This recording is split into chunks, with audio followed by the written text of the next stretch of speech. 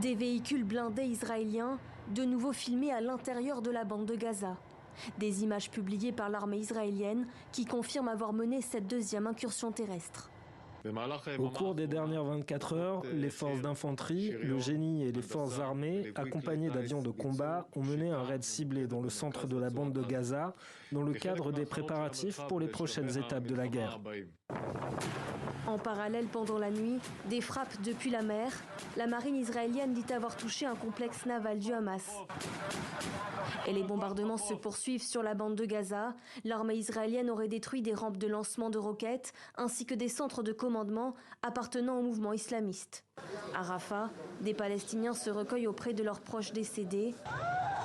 Même scène devant cet hôpital de Khan Younes. Les avions de chasse continuent de nous bombarder.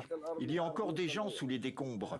Ma sœur et ses enfants vivaient à Al-Bourej. Ils ont été tués et je n'ai pas pu leur dire adieu. Un tiers des hôpitaux de la bande de Gaza sont déjà hors service en raison des bombardements et du blocus israélien. Et ceux qui continuent de fonctionner utilisent leurs dernières réserves de carburant pour faire fonctionner les générateurs. Le nombre de morts et de blessés, lui, ne cesse d'augmenter. Parmi les victimes, inévitablement, les familles des médecins. J'étais en train de m'occuper de blessés quand un collègue m'a dit que la maison de ma sœur avait été touchée par une frappe.